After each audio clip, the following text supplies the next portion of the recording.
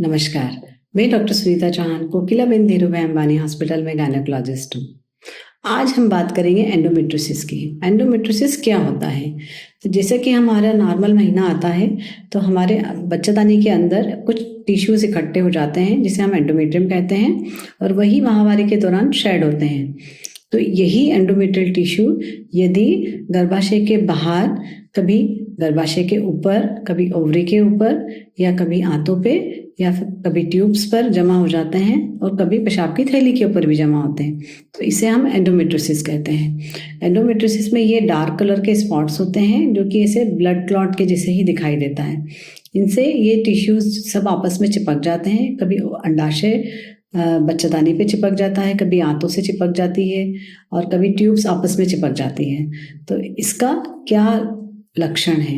तो इससे हमें पेट में सीवियर पेन होता है और यह दर्द हमें माहवारी के टाइम पर और भी ज़्यादा बढ़ जाता है। ये एडोलेसेंट एज ग्रुप से लेके रिप्रोडक्टिव एज ग्रुप और मेनोपॉजल एज ग्रुप तक के फीमेल्स में हो सकता है। सीवियर पेन के साथ साथ इसमें इनफर्टिलिटी भी बहुत कॉमन है। किसी को एंडोमेट्रियोसिस होती है तो बच्चा गर्भ धारण करने में तकलीफ होती है। और अगर पेशाब की थैली के ऊपर अगर जाके चिपक जाता है एंडोमेट्रियल टिश्यू तो यूरिन में तकलीफ होती है, जलन होती है, यूरिन बार बार होती है या यूरिन में ब्लड भी आ सकता है। आंतों में कभी एंडोमेट्रियोसिस हो जाता है तो आंतों की तकलीफ होती है, पेट से संबंधित रोग हो सकते हैं।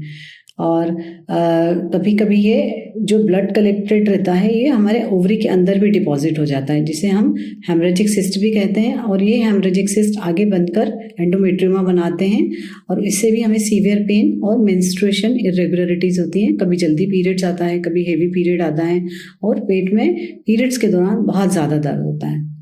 तो अगर आपको ये सारी तकलीफ हैं तो आपको डॉक्टर से कंसल्ट करना चाहिए। अपने गायनेकोलॉजिस्ट को दिखा के कुछ टेस्ट होते हैं जिसे हम ये पहचान सकते हैं कि आपको एंडोमेट्रियोसिस है।